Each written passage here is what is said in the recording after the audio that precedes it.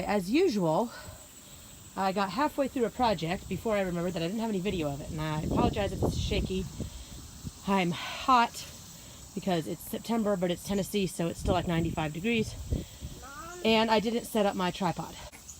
So what I have done here is I have taken this stock tub that holds about 50 gallons of water, and I have buried it halfway or so into the ground. My theory is that when I'm going to add like 2 goldfish to this just to see how it goes.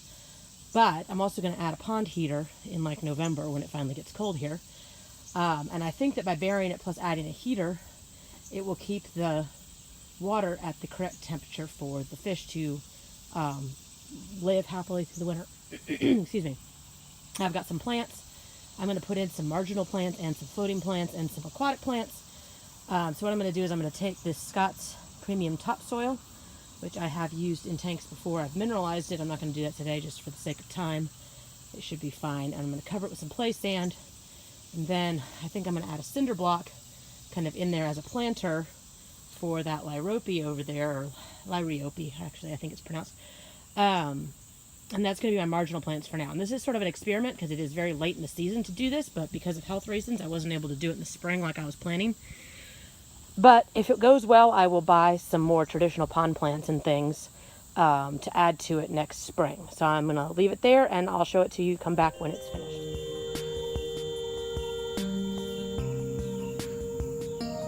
Here we go. It's settled in. It's all nice and cleared up. And I've added 2 Ryukin goldfish, which stay smaller, about 6 inches max when they're full grown. So that will keep this at understocked for the number of gallons that it is. And they will eat, they're eating fish flakes right now, some goldfish flakes that I just put in there. But if mosquitoes lay, and I'm sure they will because there's still a good 6 or 8 weeks of warm weather here, they will eat the larva as it forms too, and then I won't feed them as many flakes once I start seeing that develop. So I haven't created a mosquito nesting ground. Obviously I still need some more plants around the outside. The bed needs to be mulched in, and I'd like some more of the marginal and bog plants, but that'll probably have to wait till spring. But this is my late season container pond for my garden.